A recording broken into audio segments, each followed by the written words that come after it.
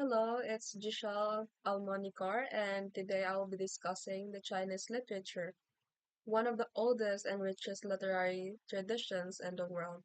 So, in this short presentation of mine, I will be sharing the background, major themes, notable writers, and brief analysis of one famous work from the Chinese literature. So, let's get started.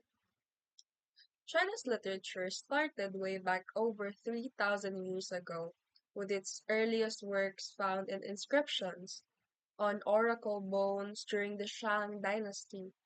Over time, it evolved through many dynasties, from ancient classics to modern novels.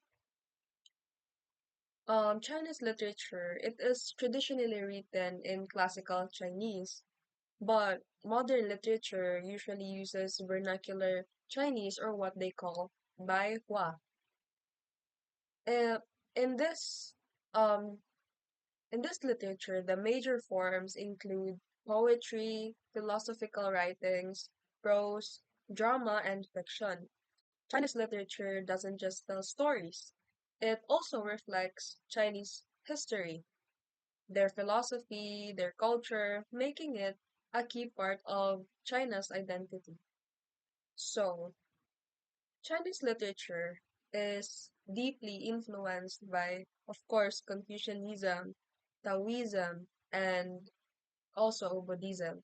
These philosophies shape shape its themes and moral lessons.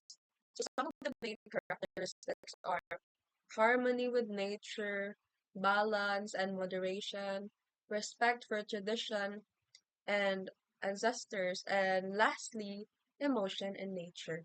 So themes like loyalty, faith, love, and moral duty, these are often explored, especially in classical works in Chinese literature.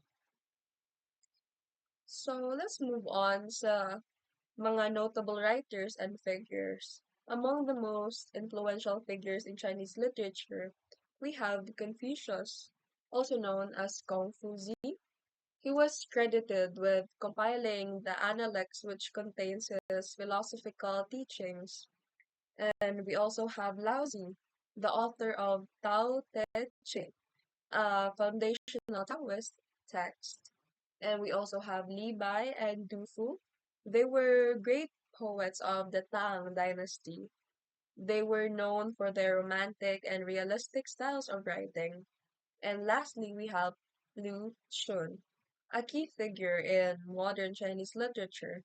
He was known for his critical essays and short stories, my bad.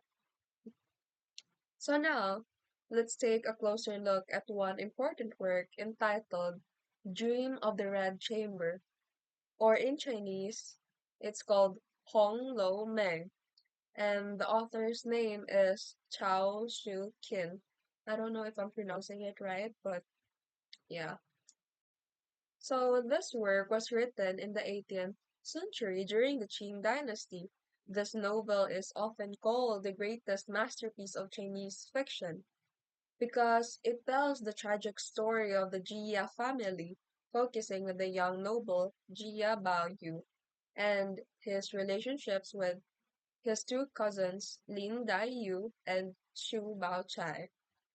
So this novel explores themes of love, loss, and illusion, reflecting not only personal tragedy but also the fall of an entire social class. So Cao Shuqian, the the author of this work, uses rich symbolism and psychological depth to portray the characters well, especially Bao Yi's struggle between worldly desires and the spiritual awakening. Well, the book can be seen as a reflection of the Qing society because of its rigid traditions, gender roles, and inevitable decay.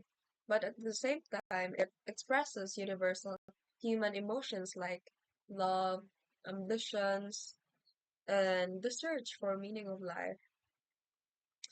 So, yeah, in summary, Chinese literature is vast and profound tradition that captures the spirit and philosophy of the Chinese civilization, from ancient wisdom to poetic expression and modern realism.